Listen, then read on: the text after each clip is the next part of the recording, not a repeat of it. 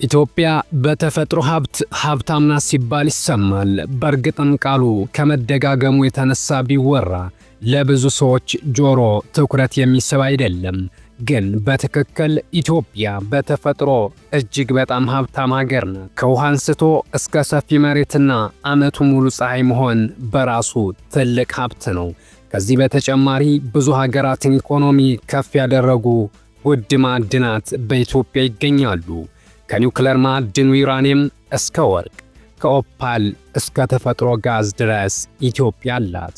ከነዚህ በተጨማሪም ትልልቅ የውጭ ምንዛሪ ከሚያስወጡ መካከል የሚመደበው ብረትም በኢትዮጵያ አማራ ክልል ሰቆጣ ዙሪያ በከፍተኛ መጠን ይገኛል። ይህ ብረት ከገጸ ምድር ላይ ጭምር ልክ እንደ ድንጋይ የሚገኝ ሲሆን በባህላዊ መንገድ እየቀለጠ ለአገልግሎት ሲውል ኖሯል። እስከ 300 ሚሊዮን ቶን የሚገመተው ይህ የብረት ክምችት ወጥቶ እንዲሰራ ከፍተኛ ጥናት ሲደረግ ቆይቷል። ባለፉት ዓመታትም ሰቆጣ ማይኒንግ የተባለ ካምፓኒ ብረቱን ለማውጣት ፍቃድ ወስዶ ነበር። ይህ ብረት የኢትዮጵያን የኮንስትራክሽን ችግር የሚቀርፍ ብቻ ሳይሆን ታሪክ የሚቀይም ነበር። ሆኖም ግን በቅርብ ዓመታት ድምፁ ጠፍቷል። ምን አጋጠመው? የሰቆጣው የብረት ክምችትስ ምን ያክል ነው? ምን ላይ ደረሰ? ስለ አስገራሚው ማዕድን ወቅታዊ ሁኔታ እናወራለን። መልካም ቆይታ። ኢትዮጵያ ውስጥ ትልቅ ለውጥ ይፈጥራል ተብሎ ተስፋ ተጥሎባቸው ከነበሩ ግኝቶች መካከል ከፍተኛ ክምችት ያለው የሰቆጣው የብረት ማዕድን አንደኛው ነበር። ይህ ማዕድን በትክክል ቦታው ላይ ለመኖሩ በሚሊዮን ዶላር ወጪ ተደርጎ ምርምር ተካሂዷል። በተለይ ሰቆጣ ማይኒንግ ፒኤልሲ ፍቃድ ወስዶ ይህን ማዕድን ወደ ውጤት ለመቀየር ብዙ ጥረቶችን ሲያደርግ እንደነበር መረጃዎች ያመለክታሉ። ላለፉት 7 እና 8 ዓመታት ይህ የብረት ማዕድንን በሚመለከት እንቅስቃሴዎችን ሲያደርግ ቆይቷል። ዓለምን የቀየረው የብረት ቴክኖሎጂ ነው። የኢንዱስትሪ አብዮት የተነሳው ከብረት ማዕድን ነው። ብረት ለአንዲት ሀገር ኢኮኖሚ ግንባታ እጅግ ወሳኝ ነው። ብረት ያልገባበት የዘመኑ የቴክኖሎጂ ውጤት የለም። ብረት የተለያዩ መጠሪያዎች አሉት። በላቲን ፌሮ ይባላል፣ ሳይንሱ አይረን ይለዋል። በአረበኛ ሐዲድ እየተባለም ይጠራል። ብረት ወታደራዊ መጠሪያም አለው። መሳሪያ ወይም ጠመንጃ ይባላል። የብረት ዘመን የሚባል ጊዜ ከጥንት ጀምሮ ነበር።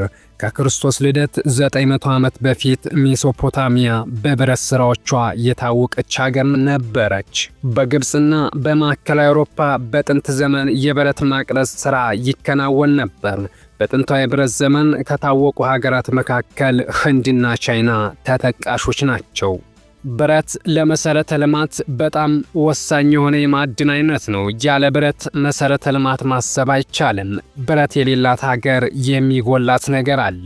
አንዲት ሀገር የቱንም ያህል ነዳጅ ቢኖራትም ብረት ከሌላት ያላትን ሀብት ለብረት ግዥ ስለምታውለው በኢኮኖሚው ላይ ከፍተኛ ተጽዕኖ ይኖረዋል። ከተማ ሲታሰብ ያለ ብረት አይገነባም። ኢንዱስትሪና ትልልቅ ሜጋ ፕሮጀክቶችም እንደዚሁ። ለሁሉም የህዳሴ ጉዞ ብረት ያስፈልጋል። ሰፊ የልማት እቅድ ያላት ሀገራችን ከእድገቷና ከፍላጎቷ ጋር የሚጣጣም ብረት ያስፈልጋታል።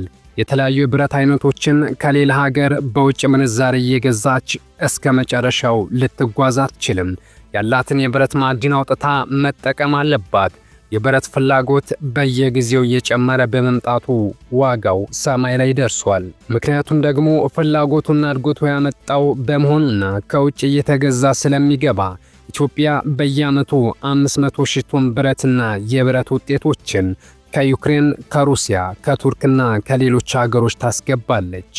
በዓለም ላይ በየዓመቱ በአማካኝ 1 ቢሊዮን ቶን ብረት የሚመረት ሲሆን በዓለም ከፍተኛ ብረት በማምረት የሚታወቀው የብራዚል የማዕድን ኮርፖሬሽን ተጠቃሽ ነው። የብረት ዋጋ ጣራ እየነካ ባለበት ሁኔታ ሀገራችን ያላትን የብረት ማዕድን እንድታወጣና እንድትጠቀምበት ትኩረት የሚሰጠው ቀዳሚ ጉዳይ ነው። ጆሴፍ ስታሊን የሶቪየት ኅብረት መሪ በነበሩበት ጊዜ የቀየሱት መንገድ ከግብርና ወደ ኢንዱስትሪ መር ኢኮኖሚ ሲሸጋገሩ ሁሉንም አቅማቸውን ብረት ላይ በማድረግ ከፍተኛ ለውጥ በማምጣት ሀገሪቱ ተጠቃሚ እንድትሆን አድርገዋል። በተከተሉት ጠንካራ ፖሊሲ ከራሳቸው አልፈው ለሌሎችም መትረፍ ችለዋል። ብረትን ማውጣት መቻል ከጥገኝነት ለመላቀቅና በራስ ለመተማመን ብሎም ኢኮኖሚውን ለማሳደግ ከፍተኛ ጠቀሜታ ይኖረዋል። ኢትዮጵያ በሰቆጣ ዙሪያ እጅግ ከፍተኛ የብረት ማዕድን ክምችት እንዳላት ቀደም ብሎ ተረጋግጧል። ይህን ማዕድን ሰቆጣ ማይኒንግ ፒኤልሲ የተባለ ካምፓኒ ፍቃድ ወስዶ እየተንቀሳቀሰ ሲሆን እስካሁን ፍሬ ስለማፍራቱ ማረጋገጫ የለም። መረጃዎችም ሆኑ ሪፖርተሮች ሲወጡ አይታይም። ሪፖርተር በአማራ ክልል ግጭት ከተቀሰቀሰ ከ2 ዓመት ገደማ በኋላ ባወጣው መረጃ በጸጥታ ችግር ምክንያት በሚል ካምፓኒው ብረት የማውጣት እንቅስቃሴው እንደተስተጓጎለ የሚገልጽ ነው። በአማራ ክልል ዋግ ኽምራ ዞን ሰቆጣ አካባቢ የብረት ክምችት ጥናት ለማድረግ 700 ሜትር የኮር ድሪሊንግ ሥራ ለማከናወን ቢታቀድም ባለው የጸጥታ ችግር ምክንያት ሊከናወን አለመቻሉን የማዕድን ሚኒስቴር የ2016 በጀት ዓመት ዕቅድ አፈጻጸም ሪፖርት ላይ ጠቁሞ ነበር። እናም የሰቆጣው የብረት ማዕድን የማውጣት እንቅስቃሴ አሁን ላይ በጸጥታ ችግር ምክንያት ተስተጓጉሏል ማለት ይቻላል። የብረት ማዕድንን ማውጣት እጅግ ከፍተኛ ገንዘብና ጉልበት የሚጠይቅ ሲሆን ብዙ ጊዜ በቢሊዮን ዶላር ሊጠየቅ ይችላል። ነገር ግን ደግሞ ብረትን የማምረትም ሆነ የማቅለጥ ስራ ከጎጆ ኢንዱስትሪዎች ጀምሮ እስከ ትልልቅ ካምፓኒዎች ድረስ ይሰሩታል። የብረት ማቅለጥ ስራ ሂደት በርካታ አሰራር ጥበቦች አሉት። በትልቅ ምድጃ መሰል ቋት ውስጥ የብረት ማዕድን ከሰል እየተጨመረ በወናፍ ሲነፋ እስከ 1000 ዲግሪ ሴንቲግሬድ ሙቀት የሚያመነጩ ምድጃዎችን በመጠቀም ብረቱ እንዲቀልጥ ይደረግ ነበር። ከሰሉ የሚያመነጨው ካርቦን ሞኖክሳይድ ብረትን ለማሟሟትና ብረት ውስጥ ያሉትን ኦክሲጅን ወደ አይረን ኦክሳይድ ለማስወጣት ይጠቅማል። የቀለጠው ብረት በተሰራለት ዲዛይን ውስጥ እንዲፈስ በማድረግ እየተቀጠቀጠ በፈርጁ ጠንክሮ ይወጣል። በቀደሙት ጊዜያት ብረት ለማቅለጥ ሲባል ደኖች ይጨፈጨፉ ነበር። ደኖች እየተመናመኑ በመሄዳቸው የብረት ማቅለጫ ወናፍ በውሃ ወይም በንፋስ ኃይል እንዲሰራ ተደረገ። አሁን የዘመኑ የኤሌክትሪፊኬሽን በመሆኑ ብረት ማቅለጥ በኤሌክትሪክ ሆነ። ሀገራችን ለልማቷና ለእድገቷ ሊያግዛት የሚችል የብረት ሀብት ባለቤት ነች። ጥናቶች እንደሚያሳዩት 350 ሚሊዮን ቶን የሚደርስ የብረት ማዕድን ክምችት አላት። በብረት ዘመን የሮማን ኢምፓየር የሚያመርተው 85000 ቶን ሲሆን ቻይና ደግሞ በዓመት 5000 ቶን ብረት ታመርታለች። በሀገራችን 300 ሚሊዮን 145000 ቶን የብረት ማዕድን በጥናት የተረጋገጠ ያላት ሲሆን ከዚህ ውስጥ 72 ሚሊዮን 508575 ቶን የተረጋገጠ ክምችት ለኩባንያዎች የምርት ፍቃድ ተሰጥቷል። የተቀሩት በአለይታ ደረጃ የሚገኙት በጥራትና መጠናቸው ላይ ተጨማሪ ጥናት የሚፈልግ ነው። ኩባንያዎች በአማራ፣ በትግራይና በኦሮሚያ የፍለጋና የምርት ፍቃድ ወስደው በስራ ላይ ይገኛሉ። ሰቆጣ ማይኒንግ፣ ኤምኤስ ፒስትልና ኮዮዳይ ማይኒንግ ሼር ካምፓኒ ተጠቃሽ ናቸው። ሀገራችን በጥናት የተረጋገጠውን ብታመርት ለብዙ ዓመታት ሀገራችን እፎይ ትላለች። ብረትን ለማምረት የጀመረው ጥረት መጠናከርና መቀጠል አለበት። ሰቆጣ ማይኒንግ ስምምነቱን የተፈራረመው ከ9 ዓመት በፊት ነው። ይህ ስምምነትን ከተፈረመበት ነሐሴ 18 ቀን 2009 ዓ.ም ጀምሮ ለሚቀጥሉት 20 ዓመታት ጸንቶ የሚቆይ ስለመሆኑ ስምምነቱ ላይ ሰፍሯል። ሰቆጣ ማይኒንግ ስትራቴጂካዊ ማዕድን የሆነውን ብረት ለማምረት ፍቃድ የወሰደው በአማራ ብሔራዊ ክልላዊ መንግስት ዋግ ኽምራ ዞን በሰቆጣና ዝቋላ ወረዳዎች ልዩ ስማቸው ደብረ ብርሃን፣ ረሳ ገነትና ደብረ ሕይወት በተባሉ ቦታዎች ነው። የምርት ፍቃዱም 16 ካሬ ኪሎ ሜትር ላይ ነበር። የኢትዮ ጣሊያን ኩባንያ የሆነው ሰቆጣ ማይኒንግ የምርት ፍቃድ ከማግኘቱ በፊት በነበሩት 5 ዓመታት 242 ካሬ ኪሎ ሜትር በመሸፈን የዋግ ኽምራ ዞን ወረዳዎች ውስጥ ፍለጋውን ሲያካሂድ ቆይቷል። ለማዕድን ፍለጋው 7 ሚሊዮን ዶላር ወጪ እንደተደረገ መረጃዎች ያመለክታሉ። የተለያዩ ናሙናዎች በተለያዩ ጊዜያት የቻይና መንግስት ተቋም ወደ ሆነው ሲኑ ስቲል ኢንስቲትዩት ልኮ ማስመርመሩን፣ ግኝቱም ከፍተኛ ጥራት ያለው ብረት እንደሆነ የተረጋገጠ ነበር። በዚህ መሰረትም የአካባቢ የማህበራዊና የአዋጭነት ጥናቶች ከተካሄዱ በኋላ ሰነዱ ለሚኒስተሩ ቀርቦ ተቀባይነት ማግኘቱ ይታወሳል። ሰቆጣ ማይኒንግ የምርት ፍቃድ ስምምነት በመፈጸሙ በ3 ዙሮች ለመጀመሪያ ጊዜ በኢትዮጵያ በከፍተኛ ደረጃ ከማዕድን ብረት ለማምረት ተዘጋጅቷል ተብሎም ነበር።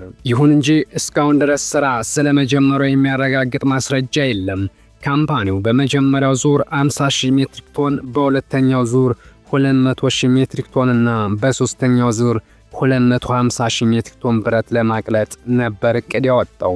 በሁለተኛው ዙር ኩባንያው ከማዕድን አቅልጦ የሚያገኘው ብረት ላይ እሴት በመጨመር ለከፍተኛ ግንባታዎች የሚውሉ የተለያዩ የብረት አይነቶችን እንደሚያመርት ማሳውቆ ነበር። ሰቆጣ ማይኒንግ ይህንን ግዙፍና በኢትዮጵያ የመጀመሪያ የሚሆነውን ግንባታ የሚያካሄደው ከቻይናው ግዙፍ የብረታ ብረት ኢንዱስትሪ ባለቤት ቤጂንግ ሲቢአርኤፍ ቴክኖሎጂ ግሩፕ ጋር በሽርክና ነው።